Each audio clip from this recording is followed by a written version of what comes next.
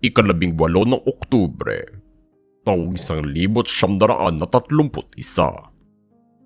Pumanaw si Thomas Edison, isa sa mga pinakatanyag na inbentor sa kasaysayan sa mga larangan ng kuryente, komunikasyon, pagtatala ng mga tunog at iba pa.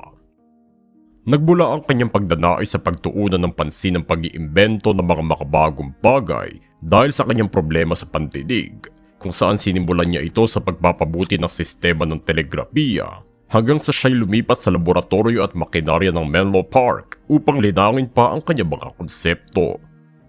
Dito ay tinutulungan siya ng kanyang mga kasamahan na ibinigay ang matematikal at teknikal na aspeto na kulang sa kanya dahil sa kakulangan ni Edison sa formal na pag-aaral na isang karaniwang sitwasyon sa kanyang panahon. Naimbento niya ang ponograpo dahil dito, isang imbensyon na kayang itala at patugtugin muli ang isang tunog, ngunit sumikat din siya na makagawa ang kanyang grupo ng praktikal na bombilya at ang pagbuo niya ng sistema para sa pamamahagi ng kuryente sa Amerika.